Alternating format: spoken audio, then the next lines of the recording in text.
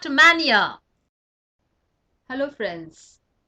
पिछले 25-30 साल से हम लोग डायबिटीज की समस्या को बढ़ते ही दुनिया भर में, सिर्फ हमारे देश में ही नहीं, पूरी दुनिया में ही इसको बढ़ते हुए देख रहे हैं। ऐसा क्या था कि पहले भी तो लोग रहा करते थे ना। पहले तो ऐसे डायबिटीज की समस्या नहीं हुआ करती थी लोगों में। लेकिन ये 25-30 सालों में ऐसा क्या हुआ कि ये डायबिटीज की समस्या, शुगर की समस्या बढ़ती ही चली जा रही है। ऐसा क्या हुआ इतने इन सालों में कि ये समस्या बढ़ती चली गई? इसके कुछ कारणों के पीछे हम रोशनी डालना चाहेंगे कि ऐसा क्या हुआ इन सालों में कि इतने लोग डायबिटिक हो गए। मतलब पहले नहीं थे और अब हो गए। ऐसा क्या हुआ? कुछ स्टडीज बताती हैं कि आजकल लोगों ने, हर जगह हम देखते हैं, हर जगह ईटरीज खुली हुई हैं, रेस्टोरेंट्स खुले हुए हैं, रास्ते में ही लोग खड़े होकर बेच रहे हैं। जो एक एक बच्चा है, जैसे एक बच्चा जब छोटे हमारे देश में खाने पीने की जो माता होती है, जब वो प्रेगनेंसी में होती है, तो उसको अक्सर पूरा न्यूट्रिशन नहीं मिल पाता है। तो जो उसका बच्चा होता है, उसके गर्भ में जो भ्रूण बन रहा होता है, उसका हर चीज का साइज छोटा रहता है। जैसे उसका हिप्पोकैम्पस है जहाँ पे मेमोरी बनती है, वो छोटा होता है। पैंक्रियाज, उसका साइज रिलेटिवली छोटा होता है। लिवर का साइज छोटा होता है। और उसी के हिसाब से ही उसको जब वो बच्चा होता है तो उसके हिसाब से ही उसको खाना खाना होता है। लेकिन अब उसका जो पैंक्रियास तो छोटा है, लिवर तो छोटा है, लेकिन इतना खाना खाना क्योंकि हर जगह अवेलेबल है। सुबह भी खूब सारा खाना खा लिया, दोपहर में भी खूब सारा खाना खा लिया, रात में भी खूब सारा खाना खा लिया। तो उसके जो ऑर्गन्स हैं वो उतनी मात्रा में, जो जीवन रस, हार्मोन्स और एंजाइम्स उतने नहीं बना पाते, उतना वो नहीं पचा पाता। और वो उसके वो उसकी बीमारी बन जाते हैं। इसके बारे में जैसे मैं आपको बताऊंगी। जैसे आज एक्चुअली क्या हुआ था, 50s और 60s में कुछ देशों में जो गेहूं की है वो कमी आ गई थी। तो एक साइंटिस्ट थे जो थे डॉक्टर नॉर्मन बेरलैक। उन्होंने एक स्पेशल हाइब्रिडाइज्ड वीट की वैरायटी बनाई थी। हाइब्रिडाइज्ड गेहूं की वैरायटी बनाई थी, जिसके की जो दाने हैं, गेहूं के दाने खूब बड़े बड़े हुआ करते थे। और 10 टाइम्स, 10 गुना ज्यादा प्रोडक्शन हुआ करती थी उसकी। और और जो उसके जो डंठल होते थे वो छोटे साइज के होते थे, कि अगर हवा चले तो वो बिल्कुल नीचे फ्लैट ना हो जाए। क्योंकि जो लंबे लंबे उनकी जो पौधों की स्टेम्स होती थी, जब वो हवा चलती थी तो वो नीचे फ्लैट हो जाया करते थे। तो उन्होंने ऐसा वीट बनाया कि जिसके जो छोटे छोटे हों, मतलब बोनेट बोने टाइप के उनका उनकी लंबाई हो। और जो उनके दाने हैं, गेहूं के दाने, वो बड़े साइज की हों और बहुत ज़्यादा प्रोडक्शन हो। किसान को इससे बहुत फायदा हुआ। लेकिन ये जो हाइब्रिडाइज्ड वीट है, ये जो नया टाइप का जो वीट इन साइंटिस्ट ने इजाद किया, इससे गेहूं की समस्या भी खत्म हो गई दुनिया भर में। लेकिन बहुत सारे नुकसान होने शुरू हो गए। एक तो उसकी अधिक प्रोडक्शन से हर चीज में ये वाला जो गेहूं है उसका इस्तेमाल होने लगा। इस गेहूं की दिक्कत ये थी कि इसका जो स्टार्च है, वो जो एक देसी वैरायटी है, जो कि ग्रेन्स की होनी चाहिए, उससे फर्क है। जैसे हम इसके बारे में बात करेंगे। जैसे जो ये जो हाइब्रिडाइज्ड गेहूं आया था, इसका जो स्टार्च है, उसे उसका वो है अमाइलोपेक्टिन ए। अमाइलोपेक्टिन ए मतलब उसकी बनावट ऐसी है कि वो जैसे ही हम खाते हैं तो फटाफट वो जो इसका शुगर है, उसके अंदर जो स्टार्च है, जो शुगर में कन्वर्ट होता है, शक्कर में कन्वर्ट होता है, वो फटाफट हो जाता है। आपने खाना खाया, फटाफट वो उसकी एनर्जी बनी, और जो उसकी जो शक्कर है वो हमारे खून में आ गई, और फटाफट उसका इस्तेमाल हो गया। और जो दूसरे जो कुछ खाद्य पदार्थ हैं, जैसे आलू हो गया, केला हो गया, इनमें भी स्टार्च होता है। लेकिन उसका जो टाइप है, और साथ में शकरकंदी भी, उसका जो अमाइलोपेक्टिन है वो बी टाइप का है। मतलब वो इतना तेजी से अपना अपनी जो शक्कर है इतनी जल्दी हमारे खून में नहीं निकालता, होले होले निकालता है। मतलब कम से कम अमाइलोपेक्टिन ए से तो धीरे ही निकालता है। और एक है स्टार्च की टाइप है अमाइलोपेक्टिन सी। जो प्रोटीन है, जो उसके अंदर जो स्टार्च है अमाइलोपेक्टिन सी, वो होता है दालों के अंदर।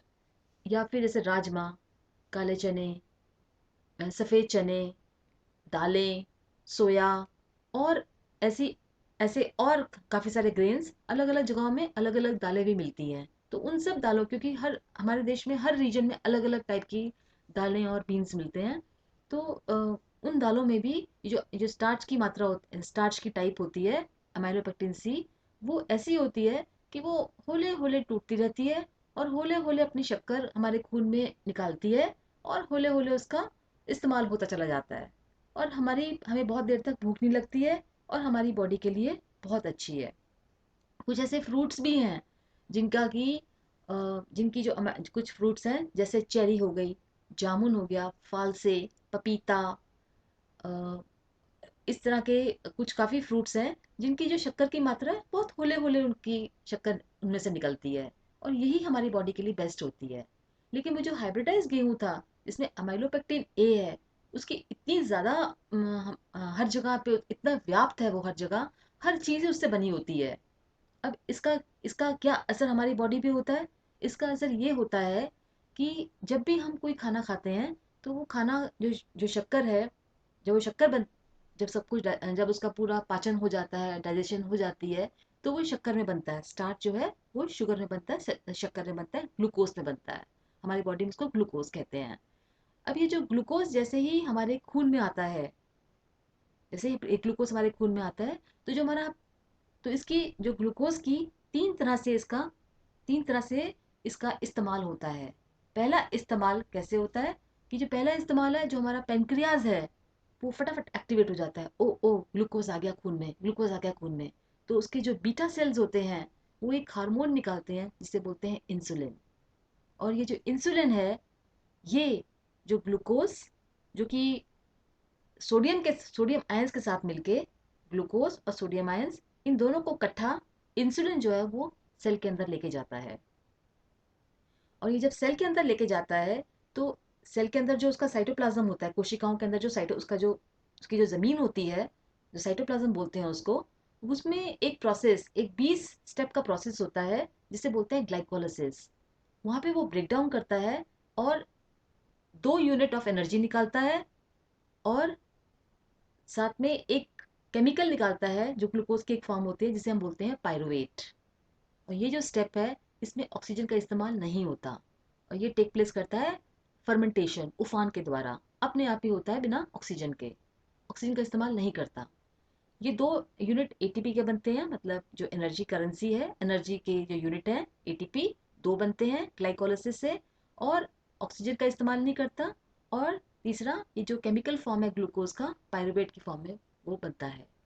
अब सेल के अंदर ही एक और छोटा सा स्ट्रक्चर होता है, ऑर्गेनल बोलते हैं उसको, जिसे हम बोलते हैं माइटोकॉन्ड्रिया, जिसे पावर हाउस भी बोलते हैं, एक सेल का पावर हाउस, जहाँ पे खूब सारी ऊर्जा बनेगी हमारी बॉडी का संचालन करने के लिए। ये जो पायरुवेट है, जो ग्लूकोज की एक फॉर्म है, ये फिर माइटोकॉन्ड्रिया में एंटर करता है, और वहां पे ये एक और 8 स्टेप का एक और प्रक्रिया से गुजरता है, जिससे कि 36 यूनिट ऑफ एटीपी बनते हैं, करेंसी 36 यूनिट ऑफ एनर्जी बनते हैं एटीपी के फॉर्म में। और इस प्रोसेस में ऑक्सीजन का इस्तेमाल भी होता है, और साथ में एनर्जी भी उसमें जो है एनर्जी भी रिलीज होती है। 36 यूनिट ऑफ एनर्जी रिलीज होती है, और ये प्रोसेस चलता रहता है, रिसाइकिल होता रहता है क्रेब साइकिल के अंदर।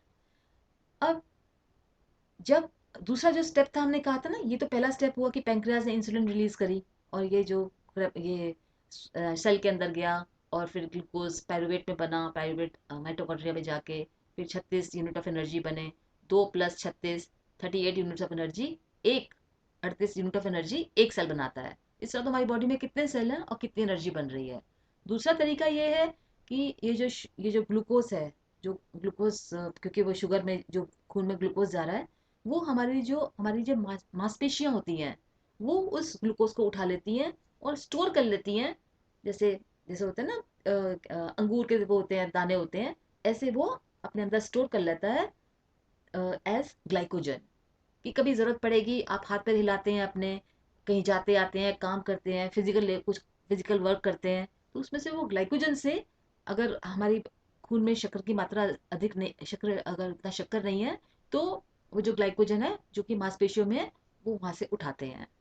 और तीसरा क्या है, जब हमारी बॉडी में, हमारे ब्लड में ये ग्लूकोज है, वो लिवर में जाता है। लिवर में जाने से वो कन्वर्ट होता है फैट में, जो हम मोटापा ना, फैट पे कन्वर्ट हो जाता है जब वो लिवर में जाता है।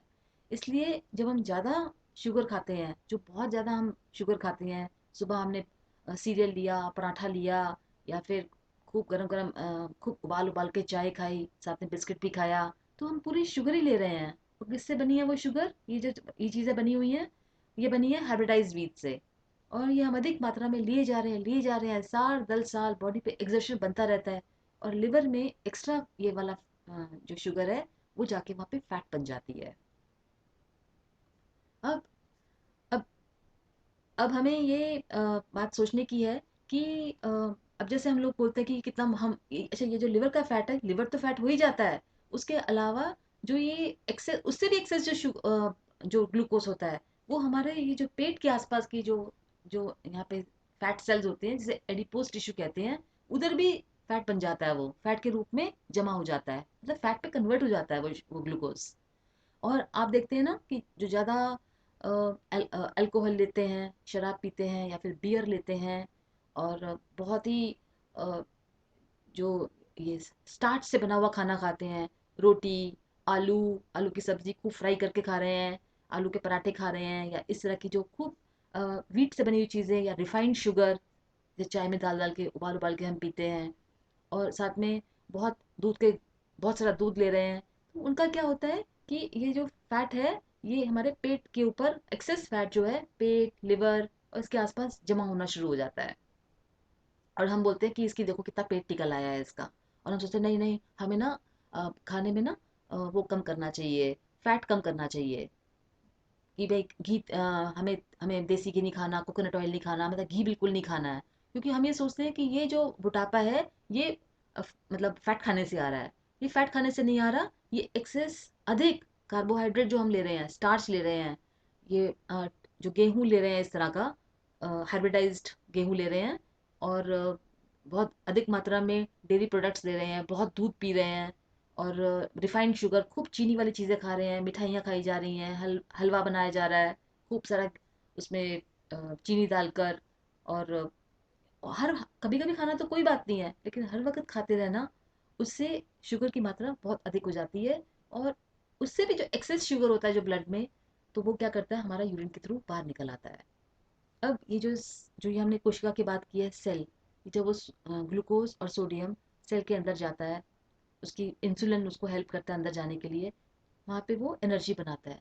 लेकिन फिर क्या होता है, जब ये सब जगहों पे चला गया, ये जो शुगर खपत हो गई, जब हम छोटे होते हैं तो हर जगह शुगर खपत हो जाती है उसकी, जो मसल्स में ग्लूकागन में स्टोर हो गया, सेल्स में भी जाके वो एनर्जी बना रहा है, और फैट में जाके भी एक्सेस एक्सेस मतलब एक्सेस जो अधिक फैट है, वो मतलब अधिक जो शुगर है वो फैट में कन्वर्ट हो गई।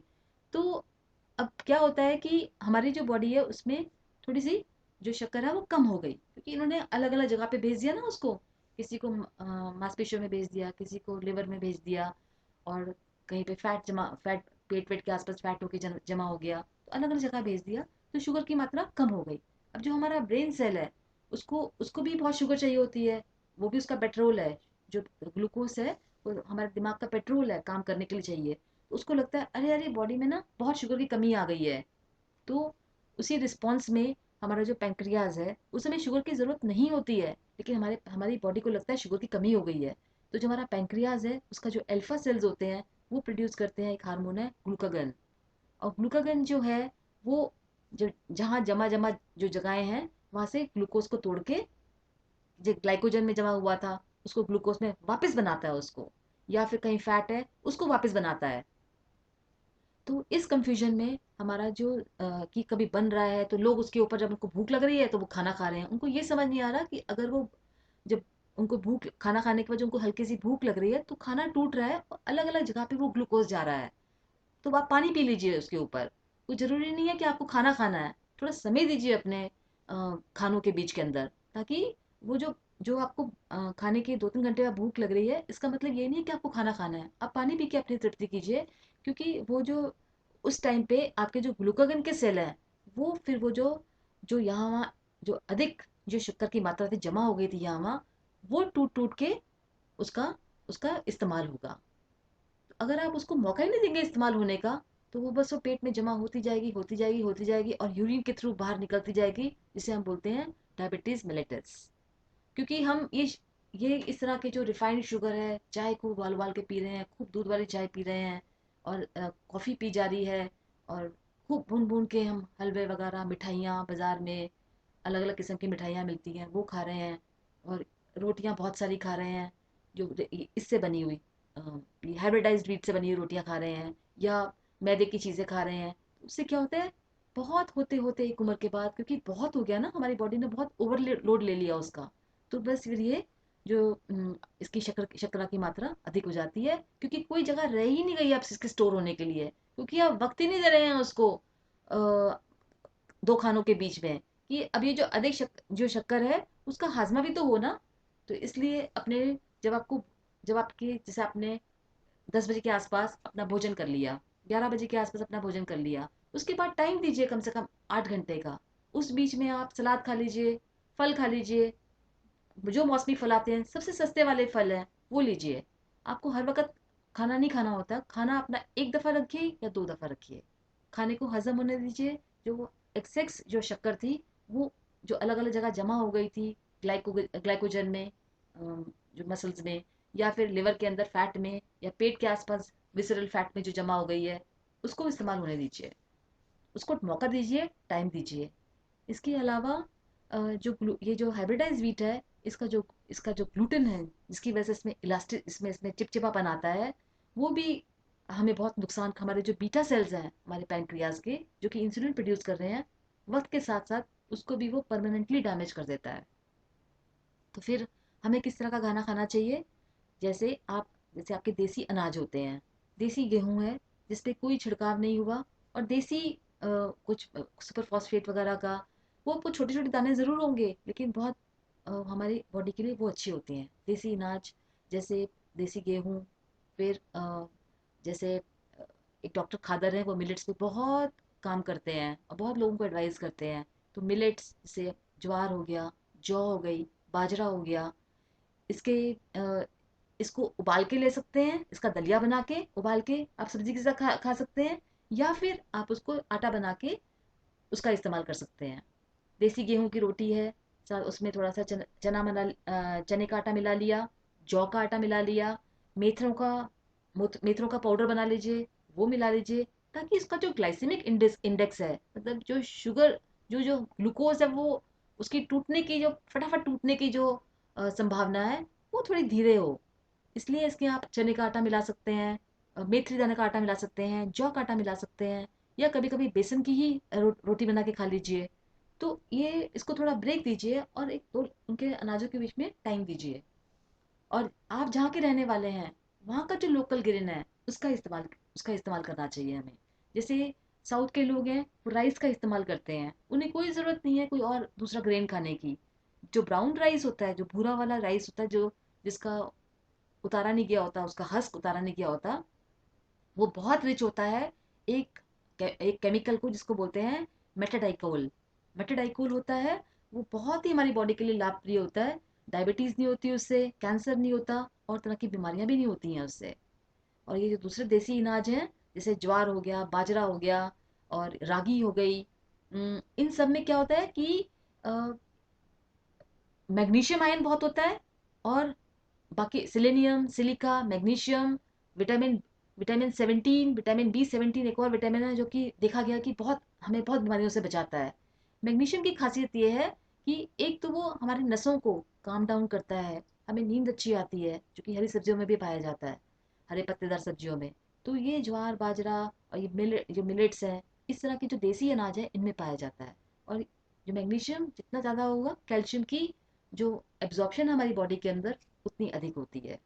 इसलिए हमें अधिक से अधिक जो देसी अनाज है उनका इस्तेमाल करना चाहिए। कुछ फ्रूट्स हैं जैसे जामुन वगैरह, जामुन, चेरी, और फालसे, पपीता, और जो पाइनएप्पल का जो अंदर वाला पोर्शन है, ये सब भी प्रोटीन हमारी बॉडी में शक्कर की मात्रा को कम रखते हैं।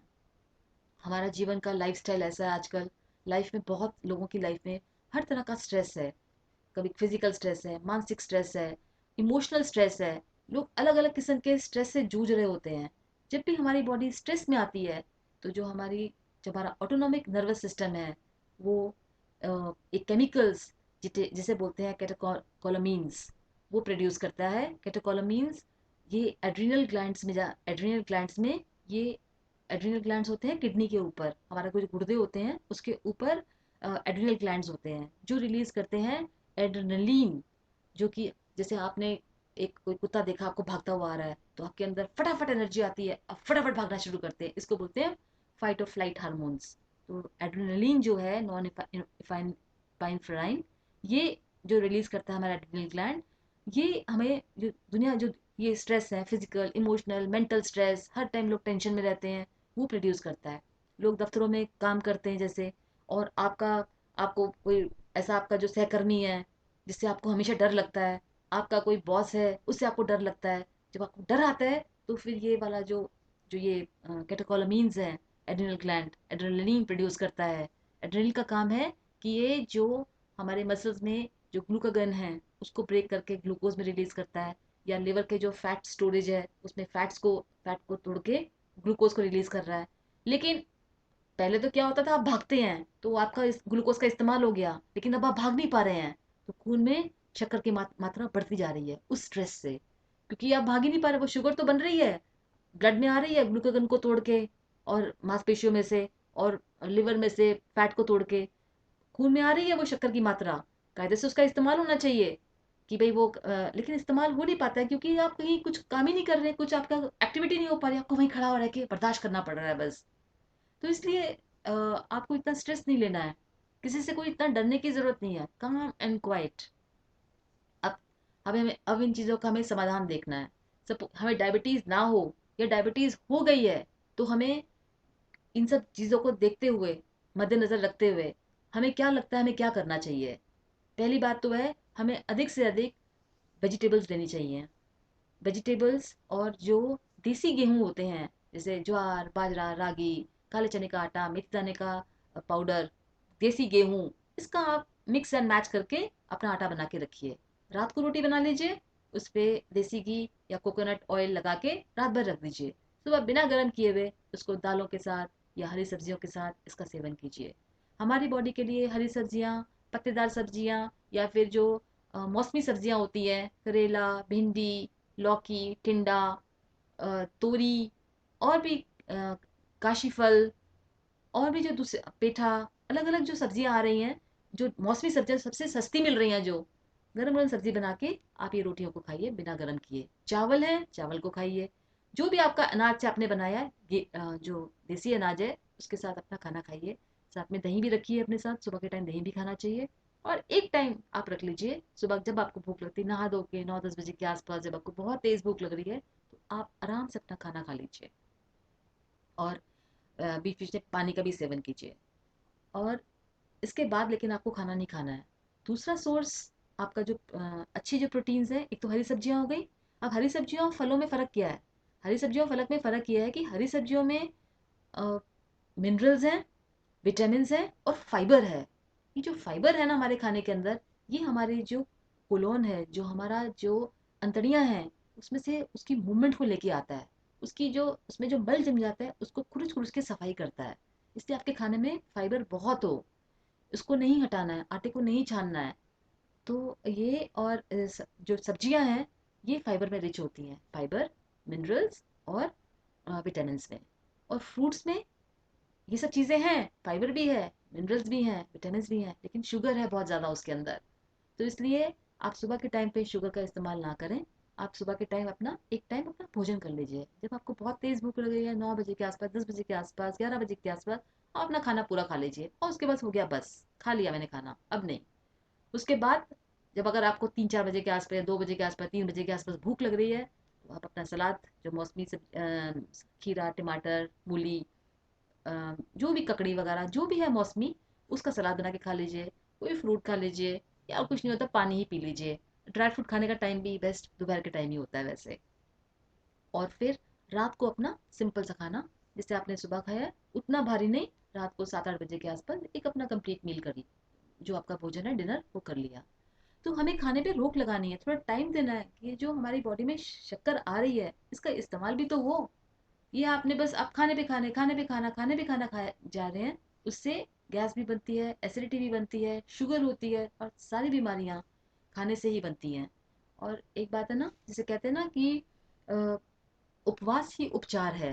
तो थोड़ा दिन में उपवास, थोड़ा तो उपवास, अगर आप दिन का उपवास नहीं रख पा रहे हैं, कम से कम दो खानों के बीच में एक लंबा गैप दीजिए।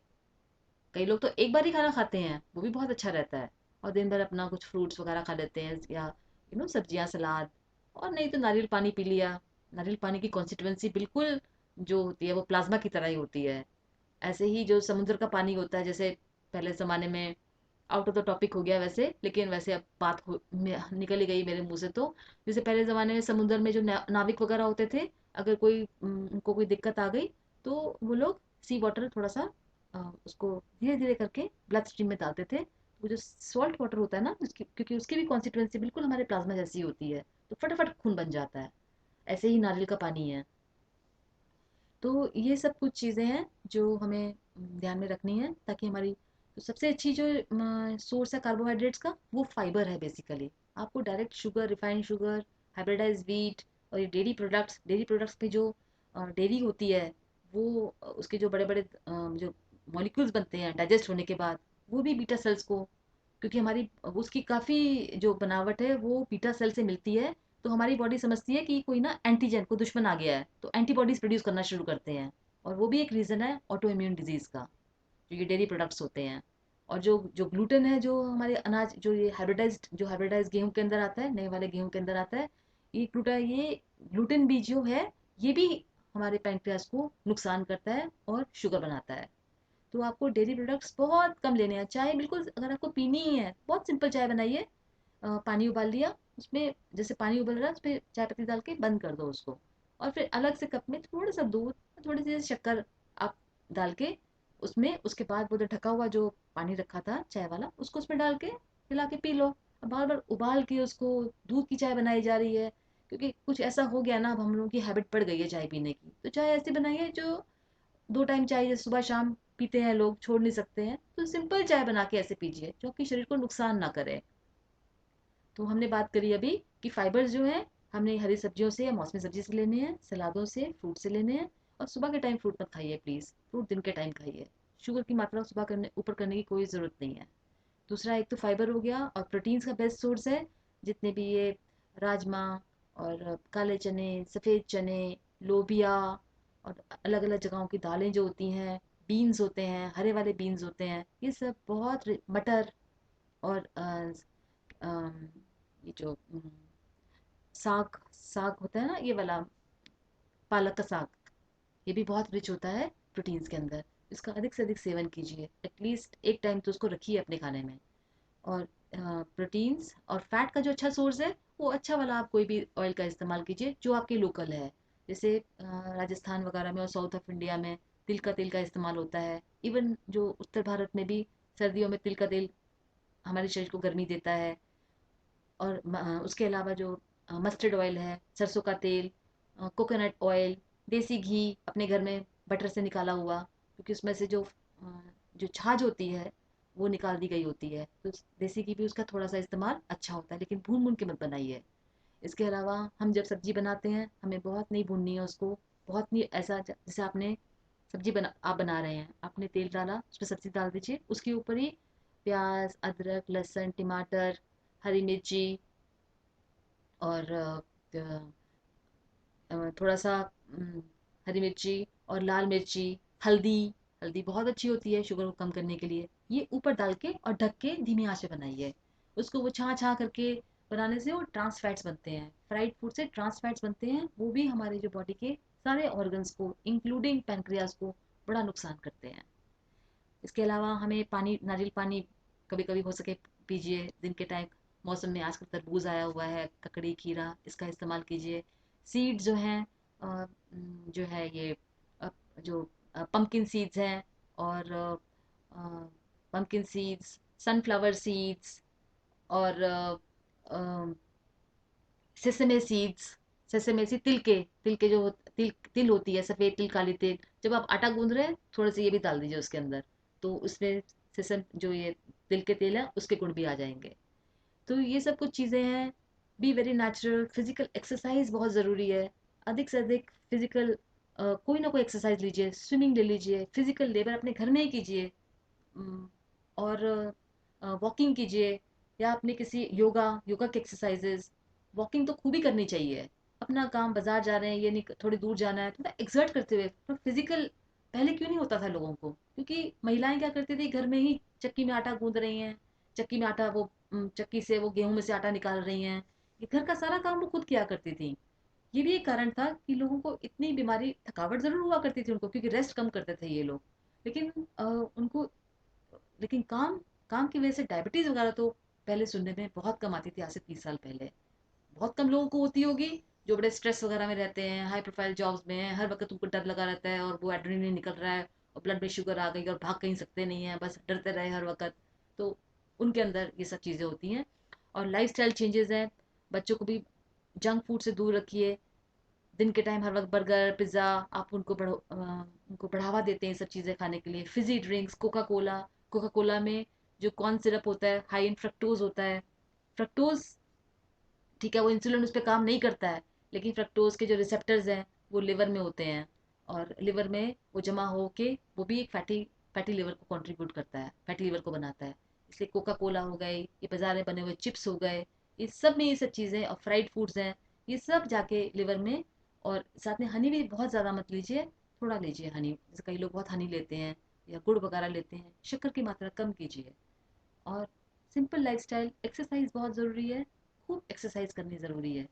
मतलब खूब एक्सरसाइज का मतलब ये नहीं है कि आप बिल्कुल वो जिम में जाके घंटों घंटों कर रहे हैं। मीन्स कम से कम 40 मिनट, 45 मिनट्स अपने जो आपको चीज़ आसान लगती है, घर में ही पुशअप्स होते हैं, लड़के हैं पुशअप्स कर सकते हैं, या वो कुछ लटकने वगैरह की करते हैं, रिबॉन्डिंग करते हैं, ऊपर नीचे बैठना। तो इस तरह की एक्सरसाइजेस कुछ रखिए और जीवन को बिल्कुल नॉर्मल, ताकि हमारी जो जितनी शक्कर है जो हम खा रहे हैं वो पचे तो सही ना। पचने का टाइम खास चीज़ है, इसी की वजह से तो बीमारी हो रही है। उपवास ही उपचार है, ये भी बड़ा इंपॉर्टेंट, अच्छा इंटरेस्टिंग टॉपिक है। हम उपवास करते ही, अब उपवास भी सब भारी वाला उपवास नहीं, कुछ खाया ही नहीं जा रहा, बस भूखे रह रहे हैं दिनों दिन, वो नहीं। इस तरह से कि आप 2 टाइम के बीच में अच्छा टाइम रखिए। हफ्ते में एक दिन, बिल्कुल जैसे आपने एक टाइम खाना खाया, ऐसा कुछ व्यवस्था रखिए, तो ताकि आपकी जो शुगर मात्रा है वो अधिक ना हो। Vitamin D, sunlight, fresh air, very very important. क्योंकि फ्रेश एयर और सनलाइट में विटामिन डी बनता है, जिससे कि सारे मिनरल्स एब्जॉर्ब होते हैं। विटामिन डी हार्मोन भी है और एक विटामिन भी है। और उसके उसके ठीक, अगर आप 30 मिनट की, उससे ज़्यादा नहीं उससे कम नहीं, 30 मिनट के आसपास की धूप लेते हैं, तो आपके कैंसर होने की संभावनाएं बहुत कम हो जाती हैं। ये एक एंटी कैंसरस भी है धूप। लेकिन ऐसा कहते हैं कि बहुत ज़्यादा नहीं लेनी चाहिए, उससे विटामिन डी डिस्ट्रॉय होना शुरू हो जाता है बॉडी में। तो ये आज कुछ सारी बातें थी जो हमने आज की हैं। और बस आज यही है मेरी तरफ से। आपने मेरी बातों को इतने ध्यान से सुना, थैंक यू वेरी मच। आप भी कमेंट बॉक्स में थोड़े से अपने इनपुट दीजिए, थोड़ा बताइए आप और क्या कहना चाहते हैं, क्योंकि नॉलेज शेयरिंग से हम सब की नॉलेज बढ़ती है, और नॉलेज पावर है। तो हमें ये सब का, इन सब को बातों में ध्यान में रखिए और दूसरों से शेयर भी कीजिए, और थोड़े इनपुट्स भी अपने कमेंट बॉक्स में दीजिए, ताकि हम सब बेनिफिट कर सकें। Thank you very much. Take care, bye bye.